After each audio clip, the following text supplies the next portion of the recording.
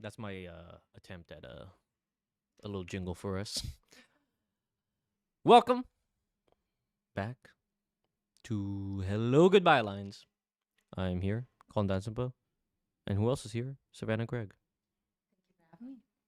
Thank you for having me back. Welcome back. Good to be back. There's a lot that I've missed. Yeah. A lot of updates from you I haven't been getting. So, what do you have for me today, Savannah? Well, this does link to the conversation that you just previously had with Niall.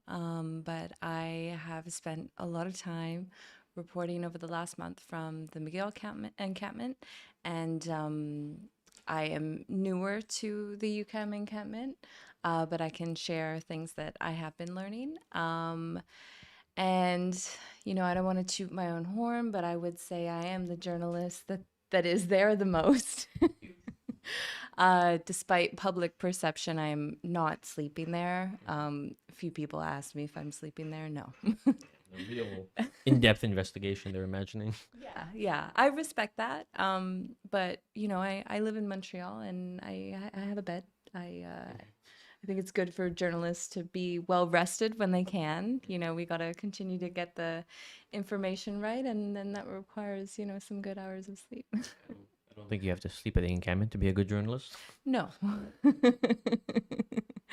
But yeah, essentially just kind of a summary of the encampments is the McGill encampment, as you said, opened 25 days ago.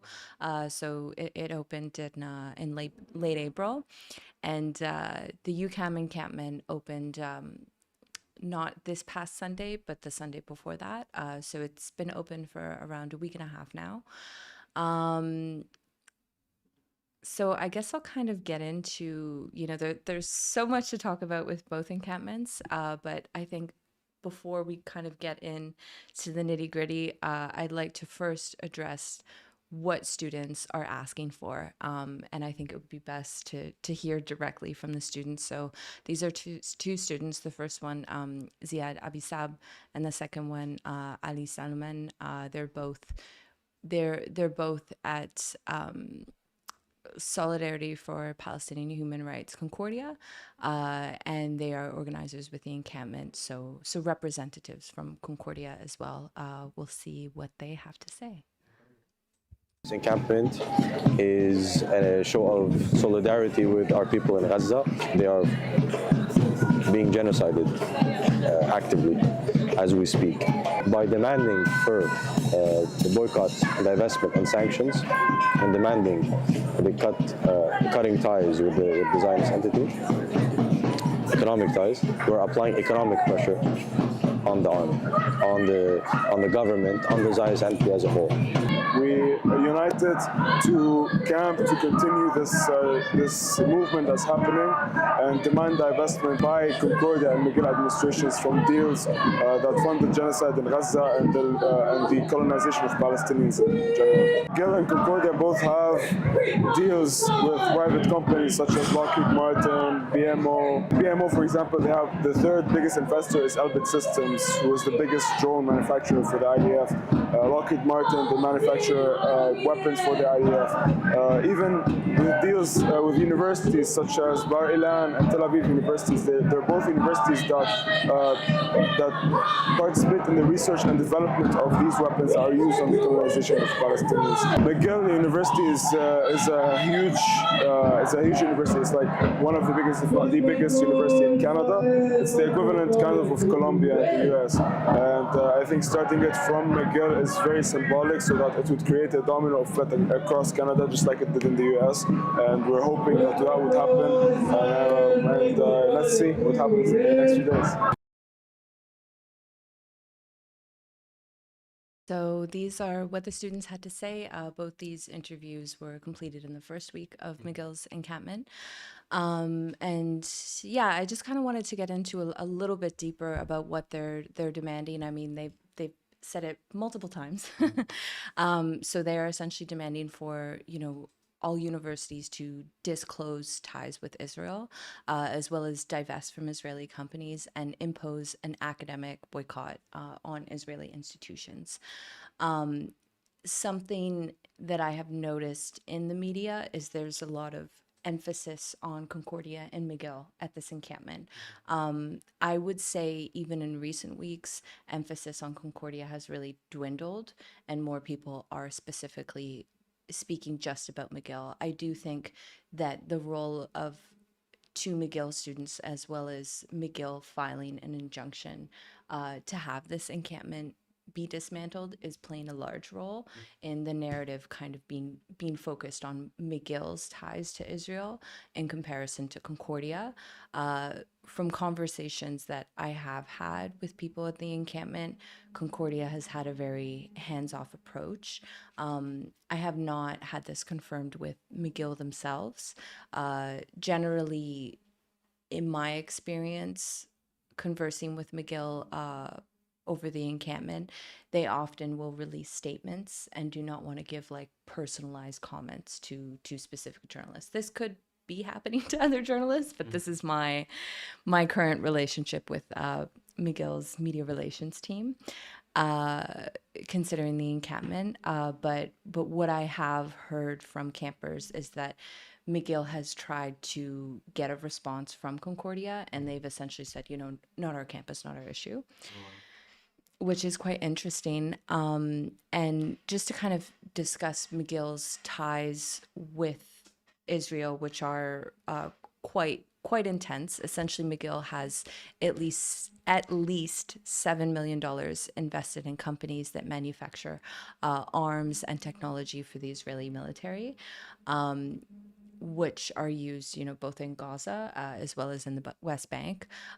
Just to kind of highlight a few, Saffron is one. They essentially supply biometric technology to conduct surveillance in the West Bank. BAE Systems is another, which produces parts for the F-35 fighter jets. And another huge one is Lockheed Martin. So Lockheed Martin provides the Israeli military with F-35 fighter jets, the Hellfire 9X missile, the M270, as well as the M270 multiple launch rocket systems. So Concordia does also have ties with Lockheed Martin. The issue here with Concordia is they have not disclosed their investments like McGill does. It's actually quite easy to see which companies McGill invests in because it's available on their website. So students are pushing for Concordia to disclose their ties, but we are already aware that Concordia does have ties specifically with Lockheed Martin because students within the engineering program can do an internship with Lockheed Martin. So they have that direct institutional connection. Exactly. And once they graduate, if they have this experience, they can go on to work for Lockheed Martin. So it's very much, encouraging students to join that workforce and, join, essentially join in and be a part of, developing weapons that are used to harm people overseas. So these are kind of the ties. I mean, there are some other known facts about Concordia, such as they have ties with BMO, Bank of Montreal.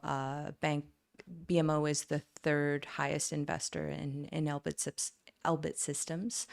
Elbit Systems is an Israeli defense contractor, and Concordia in the last few years they developed a partnership with the BMO Financial Group to become the first Canadian university to introduce a so-called sustainably linked loan. As well as students have also highlighted to me that there's an Israeli studies program at Concordia. So these are essentially the ties that we're aware of with Concordia, but as I said earlier, students are pushing for Concordia to disclose their investments, just to have a better idea of how much Concordia is involved with Israel. What have comments from Concordia been like? Because it seems like you're talking about how they're sort of like it's not our campus, so it's not our issue. Yeah. I guess something I wonder, or that at least what that makes me think of, is because of the encampment is on McGill grounds. I guess McGill feels the pressure more, right? So I wonder what kind of pressure Concordia feels, if they even feel any. Um, I haven't seen too many comments from Concordia. I haven't received a response from Concordia. I mean, I haven't pushed hard enough as well. I think I reached out in the early days, but it's been a while since, and I think that's also what this injunction really has done is it's kind of taken over the narrative to dwindle a little bit away from what students actually want, what's going on in Gaza, and the fact that, you know, there's this encampment on private property, and what does this mean? And is this defining a new form of protest? Does McGill have any grounds to evict them? Why won't the cops evict them?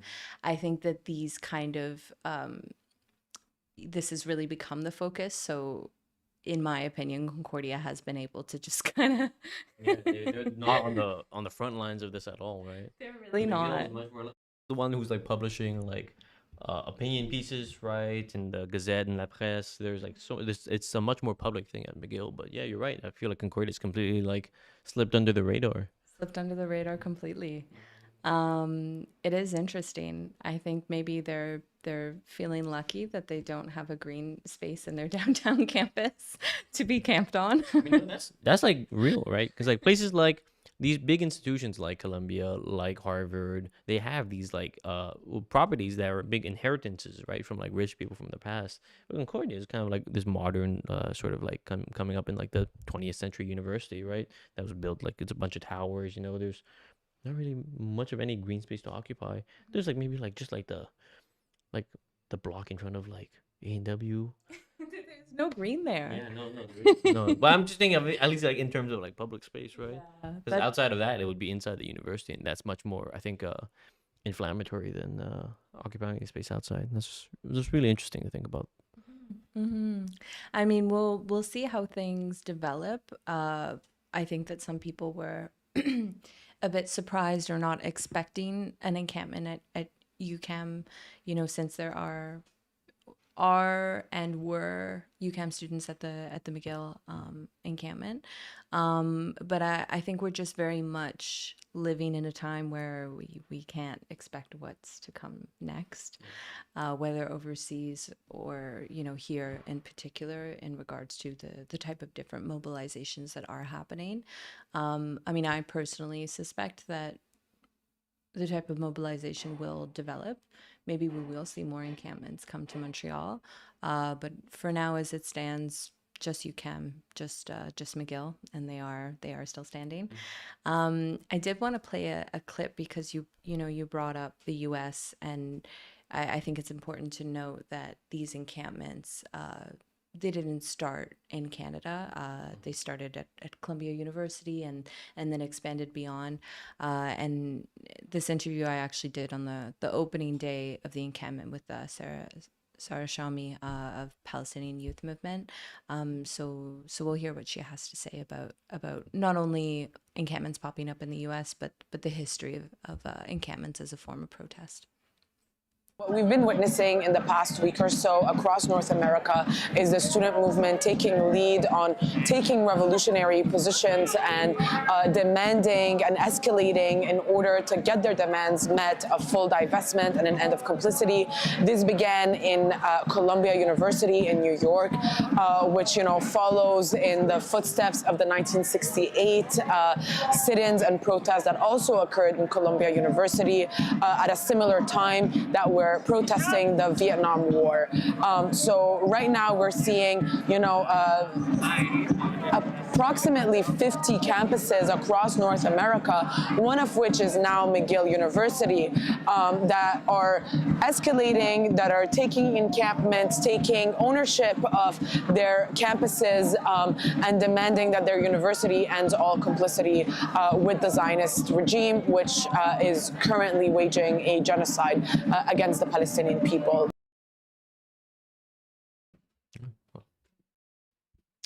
So that's, I mean, I'm sure there's so much more history to go into about encampments as a form of protest, but that's just a little bit. I did want to go into some sort of inaccurate reporting that's been conducted by mainstream media lately. What have they been up to? I'll tell you what they've been up to. I think that something important to note is that, you know, I'm, I'm definitely, I'm not at the encampment every day. I have other things to report on. But it is such a huge story that I do spend a lot of time there, and a lot of my work is not just being behind the camera filming interviews or being in front of the camera explaining what's going on, but a lot of it is just me having conversations on top of conversation, and it's really just trying to gather information. And this is such a large role of what a journalist's job entails. And I think, some people think I'm just hanging out there. I'm not, I'm working. So that's what I've been doing. I think most of my time is having a lot of conversations, and I what I have noticed, and why I bring this up is what I have noticed is that a lot of journalists, they flock to McGill, especially the big outlets. Although I do know CBC is currently filming a documentary on the encampment, so they are there a little bit more, one of their camera crews, but journalists often flock to the encampment when there's a large update, such as the announcement of an injunction, that the encampment is hosting a press conference, things like this. But I'm doing kind of that background work to understand the situation as it evolves, and also, be well equipped. So when there is a development, I feel like I know enough on the situation to be able to report accurately. An issue I noticed, this happened last Friday, is that essentially, as you addressed with the Nile, um, there have been two unsuccessful attempts uh, for the McGill encampment to be taken down through the court, specifically through an injunction. So, as you said earlier, the first two was by two McGill students. The second most recent one was by McGill itself. And then McGill sent out a press release to journalists, and including me, I received it, saying that they are moving forward to prepare for an I'm just gonna double check the word. I've said this so many times, but now that I'm speaking on proper terminology, I can't get this wrong. Interlocutory injunction. So they essentially announced this statement, we're moving forward. They're disappointed by the results from last week of their urgent injunction, and they're moving forward to an interlocutory injunction.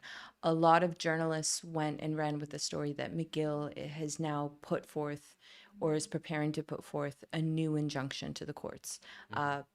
Completely wrong, false. So some people were thinking that this was a third injunction that would be levied against the encampment, but it isn't. No. So what is it then?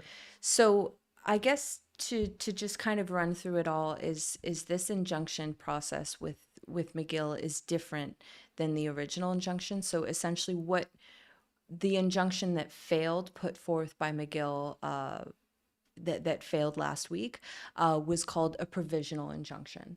So this is essentially an injunction seeking to urgently take down the encampment. And McGill's essentially two pieces of, well, they were unable to provide evidence to prove this, but there are two claims for the encampment needing to be urgently dismantled, were that both convocation had to happen on lower field, and the second being that this encampment was encouraging violence or violent acts, violent situations to happen on campus. Essentially just kind of citing tensions between pro-Palestinian protesters, as well as people involved in the encampment, and pro-Israeli counter-protesters. There have been a couple counter-protests, and generally the police have had quite an hands-off approach with this encampment. McGill has asked them multiple times to dismantle the encampment. They won't. And essentially police, when they have had a presence, it's when these counter protesters arrive, and they've kind of tried to separate both protests, to reduce any forms of violence. So essentially McGill, the when the judge ruled that this provisional injunction would not be granted. He said multiple things, such as McGill cited in the injunction. They didn't cite the identities of specific campers. They cited the defendants as Jane Doe and John Doe. The judge said that was an issue.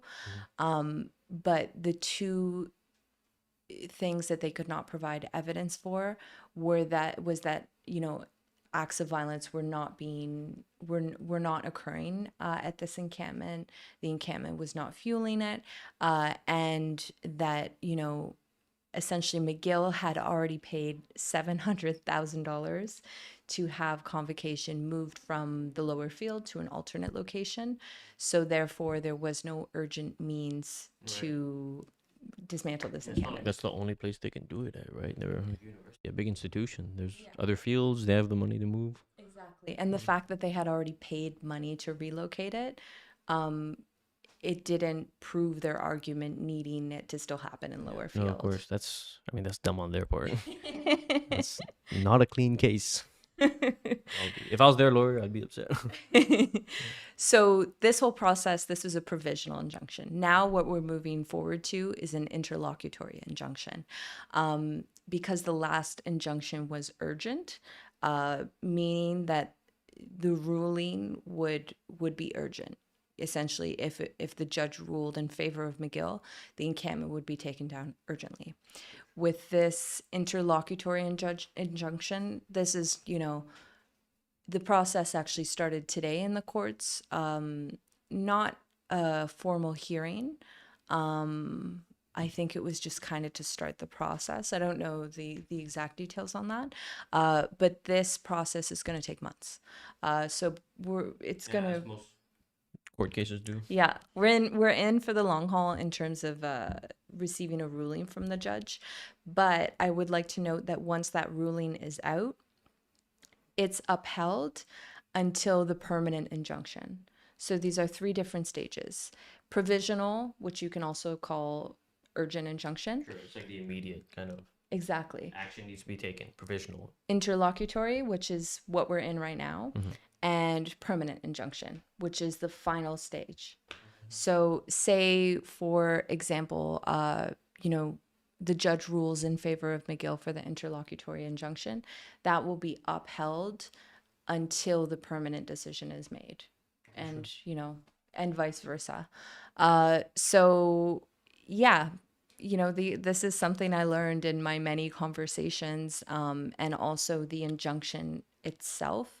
The provisional injunction stated in the notes that there was another hearing on May 22nd, which is today. So they already met this morning, to start the process for an interlocutory hearing. So I don't really know how journalists got that wrong, because if they did see the injunction, they would have known.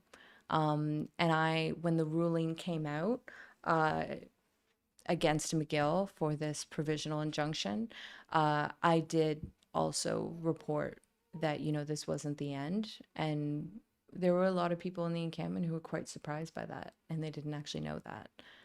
I guess to me it's like, obviously this is a testament to the quality of reporting that you do, and of course that's to be expected. On the other reporter's part, I think this speaks a lot to reporting from a distance, right?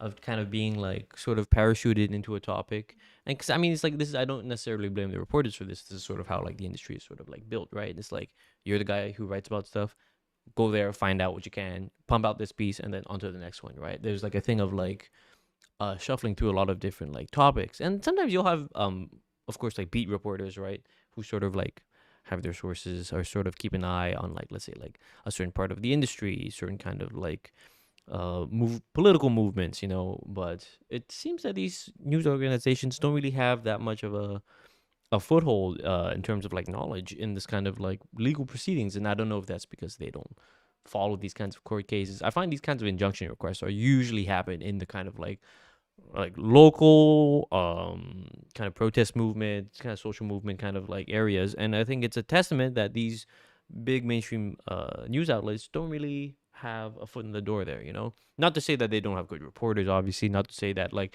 their reporting about any kind of like protest or social movement is of lower tier. I've read a lot of great articles, analyses of social movements and protests in these kinds of mainstream news. But I think it's more indicative of like a larger issue, right? Of just people being parachuted in, dropped in.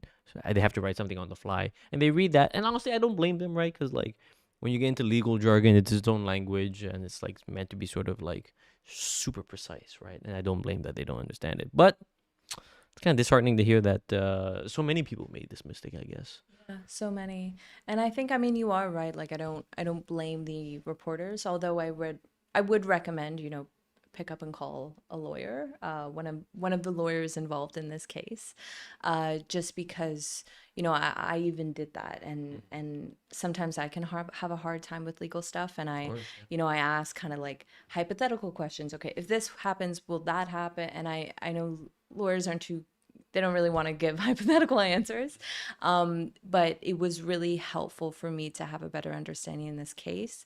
But no, as you said, not blaming specifically journalists, I think that it does stem from this bigger issue of budget cuts in journalism, and how it is actually so important to have beat reporters, because one of the reasons why it is so easy for me to get information is because I've been developing professional relationships with the people that I report on, because there is such a mistrust from the community towards journalists. And I think that I can sympathize with this mistrust, and sympathize with journalists who do have a hard time getting the information. I mean, being a journalist is not easy.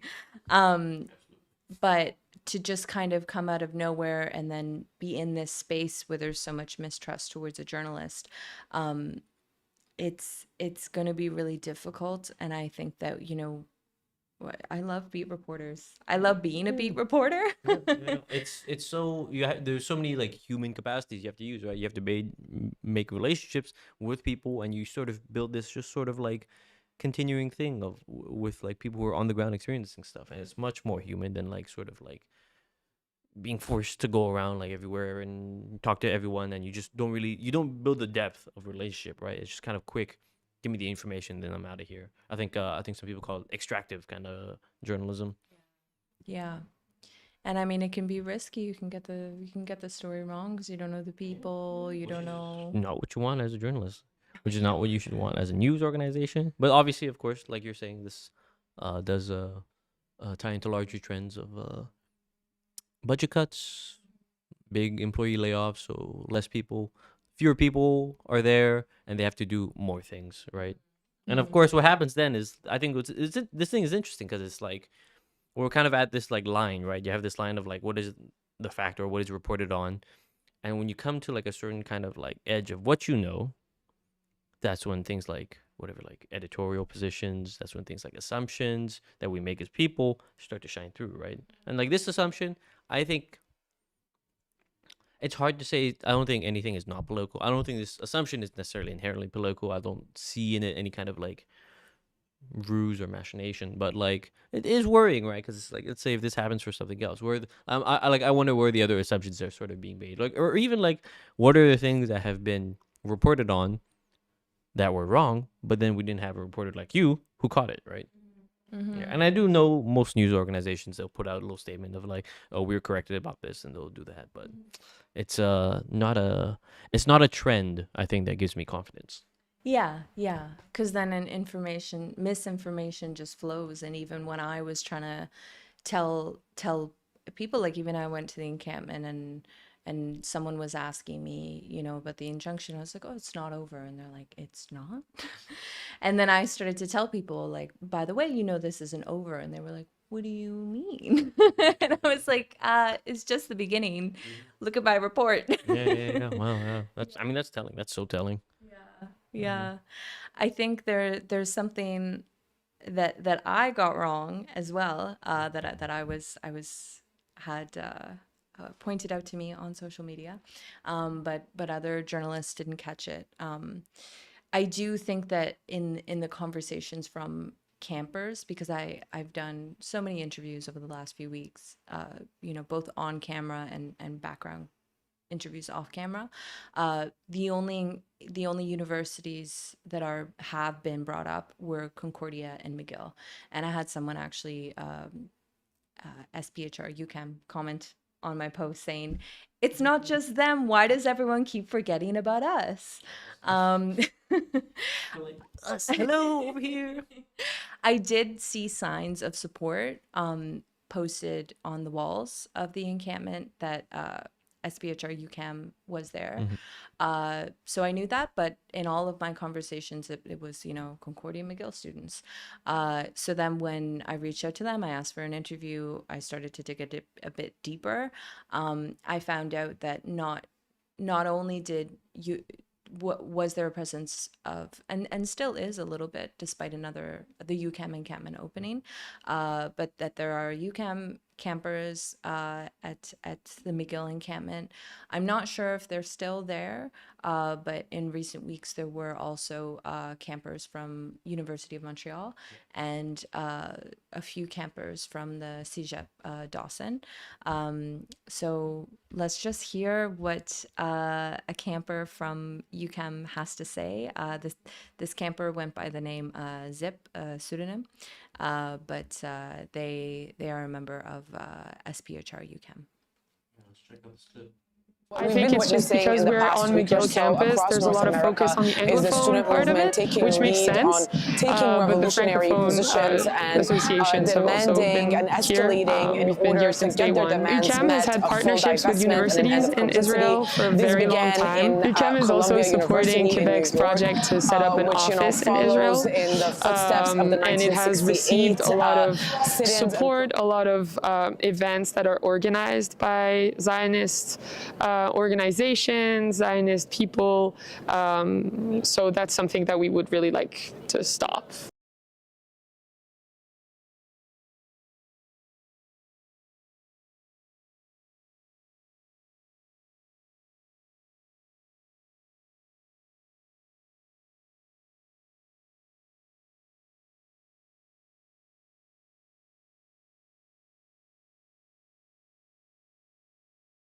I don't know their pronouns, but like the Zip is like, hey, there's actually like UCAM isn't talked about, but they actually do have this incredibly real connection to Israel through either their support of the Quebec office in Tel Aviv, or even like direct lose like money and investments. Right? It's important to have these kinds of conversations and to dig for that kind of information. So I'm glad to see someone's doing that. And also, I just want to say these are great interviews. These are great interviews. Yeah. You don't see this kind of like, I guess, close and personal kind of interactions with the camp people, right? I mean, that's people. Our viewers can go and actually like look through mainstream media stuff, but like a lot of times it is this thing that feels like the reporters are talking about this from the outside, right? We're talking about the encampment, and then the encampment is this closed space, almost like the Forbidden City in Beijing or something that like you cannot enter, and we talk about them from the outside. Where it's incredible to see this and to actually like just see what they want and hear what they're talking about, because a lot of times they're just vilified. People are like, oh, they're wearing masks, oh, they're sort of like ne'er-do-wells, troublemakers, delinquents, but then these people are very well spoken, and they know what they want, and they know what they're leveraging for. And I think it's commendable. I think some campers, they can be quite on edge when they speak to media, just because I know there have been incidences that were relayed to me where they said something and they thought they got their point across well, and then when they saw the clip edited, they thought that it was edited in a way that changed their message.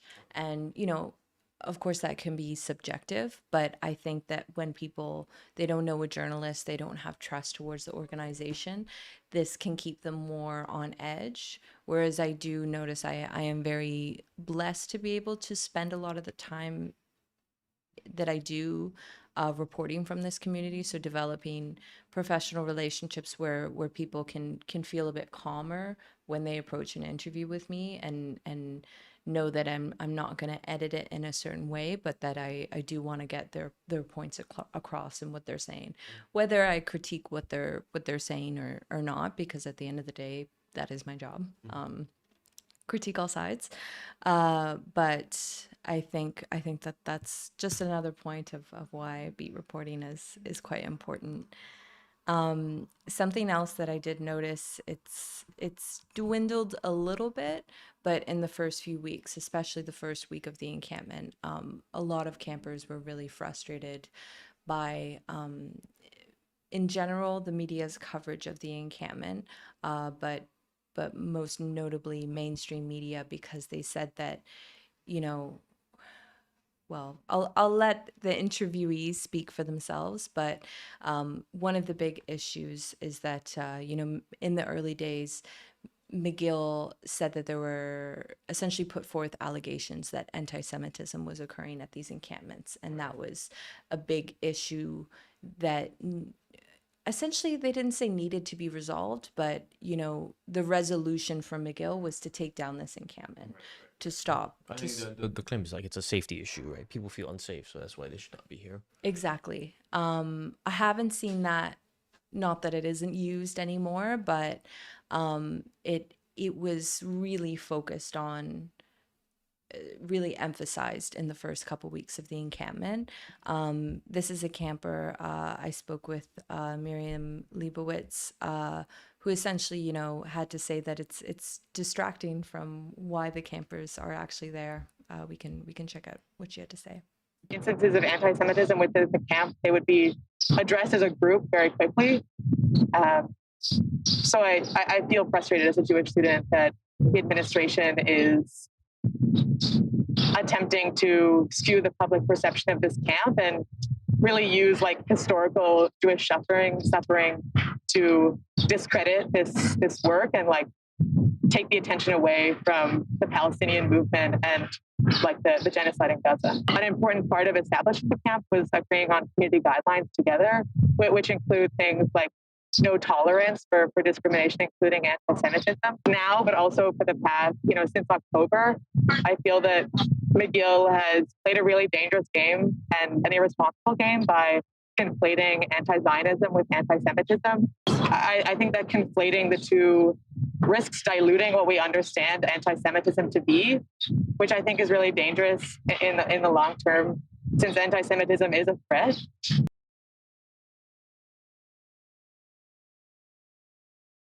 Being like that, given given how huge and how aggressively Jewish institutions like CJA and B'nai B'rith will kind of go after that kind of claim of anti-Semitism, I think it's incredible work that people do to sort of counteract that narrative, right? Because it's like people tried that with I think people tried that with Bernie a few years ago, where people were like, oh, Bernie's any kind of support from Bernie on Palestine, that'd be anti-Semitic, and he's like, I'm Jewish, so it's like, where's the logic there, right? And it doesn't go further than that. I think sometimes people say, oh, it's because you're self-hating, but then like it stops being a thing that's like that's accepted by the public. It stops being this thing that's like people are like, oh yeah, no, this is like not like a thing of like racial or like religious hate. Anyways, incredible. Thank you. I had another clip. The last person we saw on screen, she was a member of Independent Jewish Voices Concordia. This next person is a member of Independent Jewish Voices McGill, and they had more to say about how specifically at the encampment they actually have an anti-racist policy. So essentially this prevents not only, I guess tries to prevent, but also, if there are situations of anti-Semitism, they deal with it, but, not just anti-Semitism, any form of racism or discrimination. So this is Maura Thompson. This is what she had to say. I think a lot of the mainstream media has been about like these, it's an anti-Semitic and and focusing on that and not the community, and also like why we're here, right? Like a lot of the questions have been like, especially as an anti-Zionist Jew, have been like, do you feel safe? And it's like, I'm here, I'm part of this, and also the point of this is Palestine, is Gaza, is Rafah, is the imminent invasion, and like that needs to be central, and that is incredibly important to us, and has been frustrating, I think, for students everywhere to see it focused on us when the whole point is we're trying to focus on Palestine.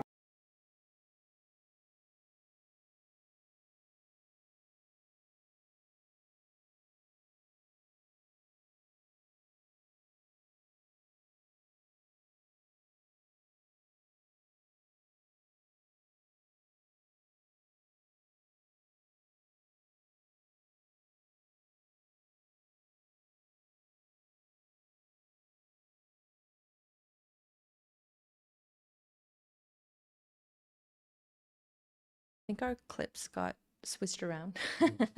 So we heard from Mara just previously before the last clip, who spoke about, you know, essentially how they deal with they uphold anti-racism at the encampment and, you know, deal with things internally, and also, you know, have preventative measures as well.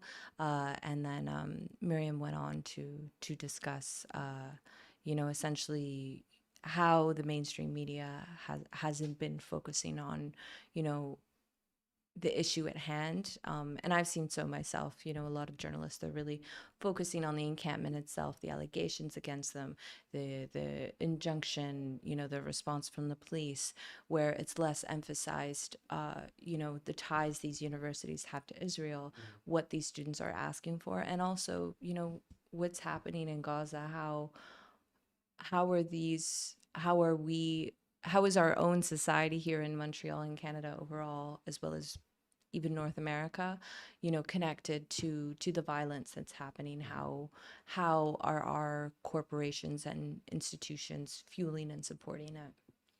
And that's what I'm trying to bring back into the narrative. Thank you for doing that work. It's must not be easy. I believe you've gone a bit of trouble because of it, but thank you for doing that work. I think it's important. Thank you. Thank you for having me on to talk about it. Of course, thank you for coming on. That's it for today's show, folks. Thank you for tuning in. I want to thank the crew, you, the viewer, for giving us your time. Yeah. See ya.